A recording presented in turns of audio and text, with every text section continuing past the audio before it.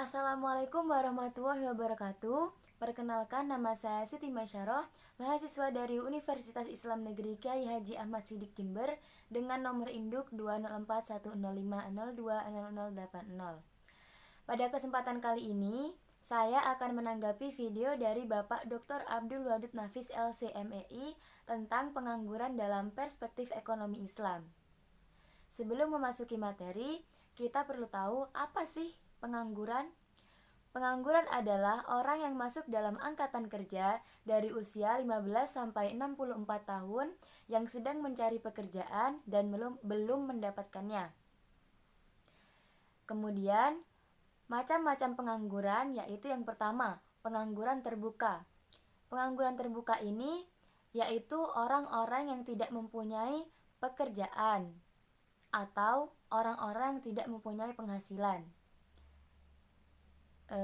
Pada pengangguran ini jelas bahwa orang tersebut tidak memiliki pekerjaan sama sekali. Kemudian macam-macam pengangguran yang kedua yaitu pengangguran tersembunyi. Dalam pengangguran tersembunyi ini orang itu bekerja tapi tidak dalam waktu standar. Pengangguran tersembunyi ini sering terjadi saat perusahaan lebih dalam merekrut tenaga kerja. Misalnya perusahaan hanya butuh 24 tenaga kerja, tetapi perusahaan merekrut 30 tenaga kerja. Jadinya yang 6 ini itu merupakan pengangguran tersembunyi. Misalnya juga pada warung atau toko atau coffee shop yang biasanya orang bekerja itu selama 8 jam, bisa jadi hanya 5 jam atau 4 jam dan seterusnya.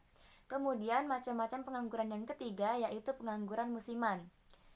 Pengangguran musiman ini tenaga kerjanya hanya bekerja pada bulan-bulan tertentu atau musim tertentu. Nah, ini biasanya terjadi pada petani-petani musiman. Misalnya pada petani tebu yang ingin memproduksi gula, dia hanya bekerja pada saat musim tanam dan musim panen saja. Nah, di saat antara musim panen sama musim tanam ini tidak melakukan pekerjaan, ini disebut pengangguran musiman. Kemudian macam-macam pengangguran yang keempat yaitu pengangguran setengah menganggur.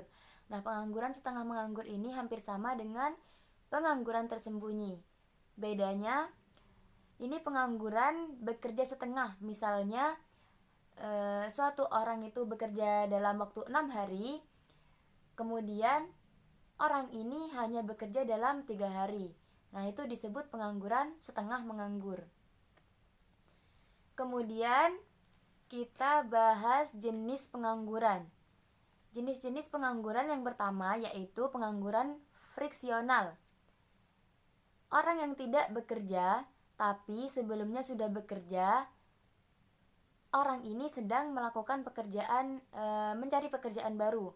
Misalnya orang tersebut tidak srek atau kurang nyaman bekerja di tempat tersebut, maka melakukan resign dan kemudian mencari pekerjaan baru. Nah, waktu antara resign dengan mencari pekerjaan baru ini disebut pengangguran friksional. Kemudian yang kedua yaitu pengangguran siklikal. Pengangguran ini biasanya terjadi diakibatkan karena PHK. Nah, ini biasanya dari atasannya, jika produksinya menurun, produksinya harus diturunkan, maka akan memberhentikan pekerja-pekerja di dalamnya. Nah, pekerja yang berhenti ini disebut pengangguran siklikal. Kemudian yang ketiga yaitu pengangguran struktural.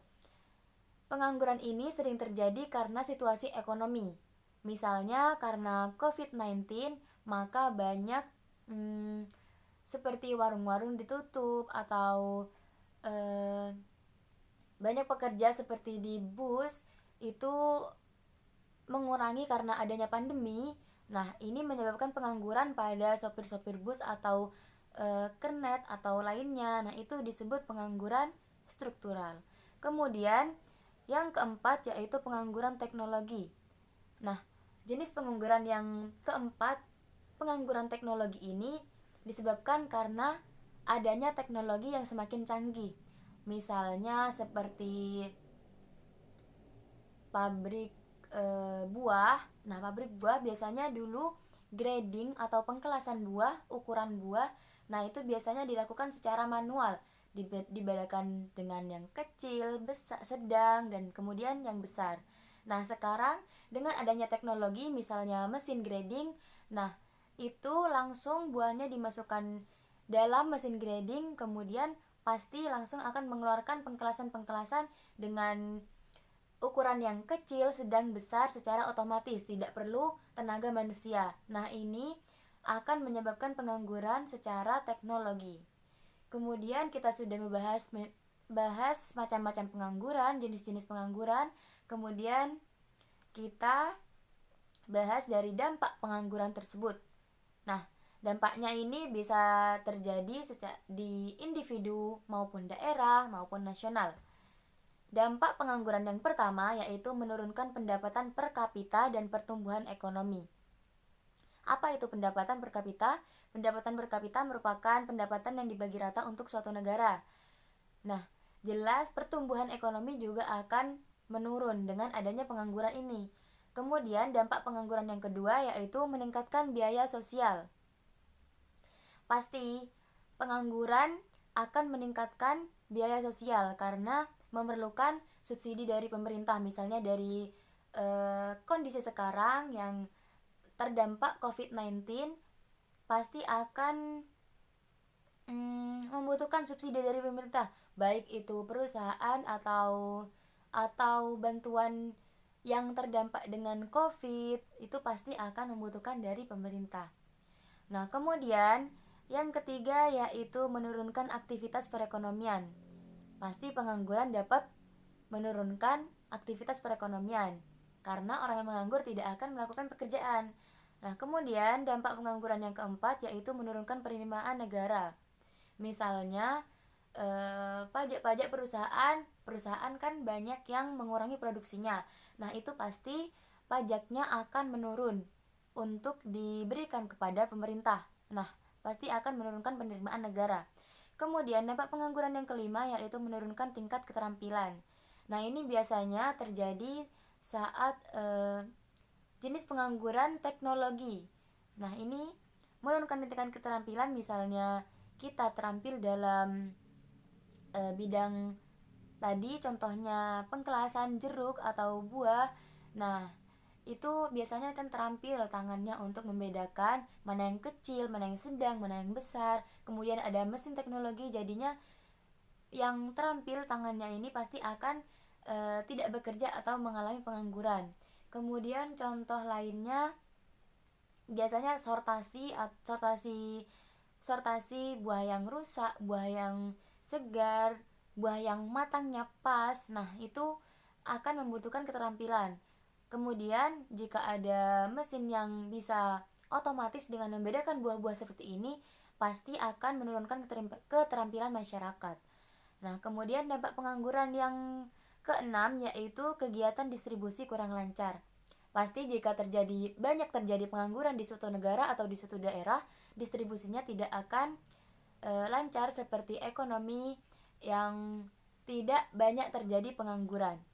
Kemudian dampaknya yang ketujuh yaitu terjadi kemiskinan. Nah, pasti kemiskinan akan menyebabkan pasti pengangguran akan menyebabkan kemiskinan karena tidak bisa mendapatkan pendapatan dari pekerjaan yang dia lakukan atau berhenti bekerja. Nah, itu pasti akan terjadi kemiskinan. Kemudian yang kedelapan yaitu pengangguran, dampaknya bisa terjadi di individu yaitu kurang gizi. Pasti ini terjadi pada setiap individu jika banyak mengalami pengangguran karena nutrisinya tidak akan terpenuhi jika terjadi pengangguran. Pasti makannya hanya cukup saja, tidak mungkin berpikir makanan sehat itu seperti apa dan lain-lain. Kemudian dampak pengangguran yang kesembilan yaitu tingkat kriminalitas itu meningkat. Nah, pasti jika adanya pengangguran ini, banyak pengangguran, tingkat kriminalitas dalam masyarakat bisa jadi meningkat karena bisa jadi terdesak dalam kondisi ekonomi keluarga atau bagaimana. Nah, itu pasti akan mengalami kriminalitas di masyarakat tersebut meningkat. Kemudian yang ke-10 yaitu produktivitas tenaga kerja rendah. Jika pengangguran meningkat, pasti produktivitas tenaga kerja rendah karena tidak mengalami atau tidak melakukan suatu pekerjaan sehingga masyarakat tersebut tidak produktif. Kemudian yang ke-11 yaitu upah yang rendah. Nah, di saat ini terjadi upah yang rendah, maka akan terjadi hukum ekonomi karena permintaan tenaga kerja tinggi dan penawaran tenaga kerja yang rendah. Maksudnya, perusahaan tidak akan merekrut banyak-banyak tenaga kerja, tapi masyarakat perlu pekerjaan. Nah, ini menyebabkan upah yang rendah pada tenaga kerja tersebut. Jadinya akan menurunkan upah agar masyarakat itu tetap bekerja. Gitu. Kemudian, kenapa bisa terjadi pengangguran tersebut? Nah, penyebabnya yaitu yang pertama, tidak sebanding dengan permintaan dan penawaran pekerja. Nah, ini barusan yang dibahas sama saya, yaitu terjadinya permintaan tenaga kerja yang tinggi dan penawaran yang sedikit. Nah, ini banyak terjadi pada suatu daerah. Jika mengalami banyak pengangguran, permintaannya tenaga kerja akan bekerja itu pasti tinggi. Kemudian yang akan menyerap tenaga kerja atau perusahaannya atau tempat produksinya, nah itu sedikit. Nah, ini menyebabkan terjadinya pengangguran. Kemudian penyebab pengangguran yang kedua yaitu turunnya pengeluaran total dan output. Nah, ini produksi secara nasional atau secara agregat itu menurun. Pasti seperti banyaknya pengangguran pasti akan menurunkan total dan output atau produksinya akan menurun. Kemudian yang ketiga yaitu perubahan teknologi. Nah, ini sudah dibahas pada sebelumnya, yaitu karena canggihnya teknologi maka akan menyebabkan pengangguran. Kemudian yang keempat yaitu waktu yang dibutuhkan untuk mencari pekerjaan. Nah, ini biasanya terjadi pada pengangguran Pengangguran